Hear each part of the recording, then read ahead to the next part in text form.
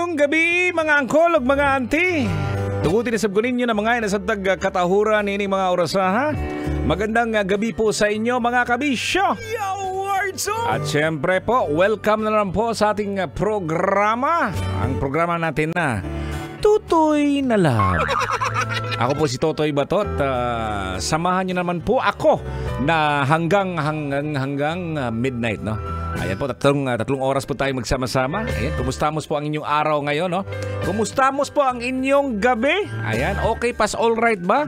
Ayan, shout out sa ating mga manong driver dyan na laging nakatutoy po sa atin. Hello po sa inyo.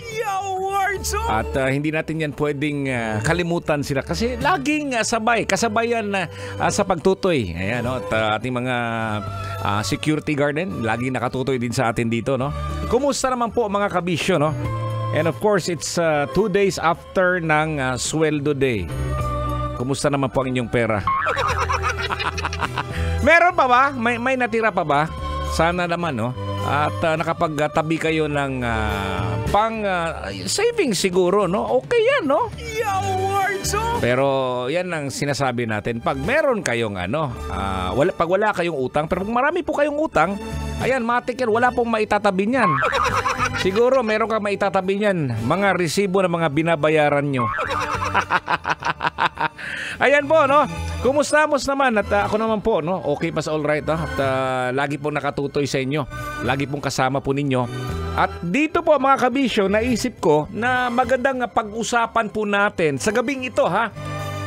Ito para sa mga may kapatid. Alright, no? Ano bang kahalagahan ng meron kang kapatid, no? Siguro sa mga nag-iisa lang sa kanilang pamilya, no? The only one. Usually yan, sa mga 90s, 80s, kaya early 2000s, sasabihin na naman yan na, isa ka lang palang anak. Ibig sabihin yan, spoiled brat ka.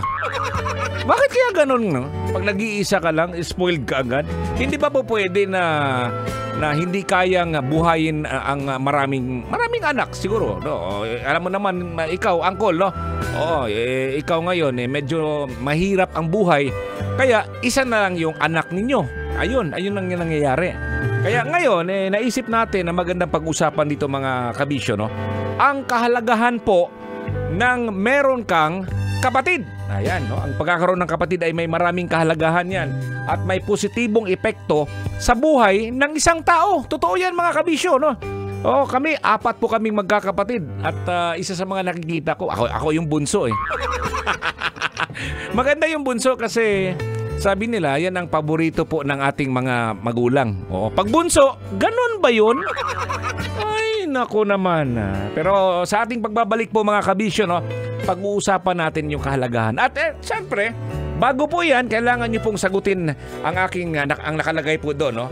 Kung minsan dumarating po sa mga magkakapatid ang tanong na, sino ang paborito ni nanay, mama, mami? Si panganay ba o si bunso?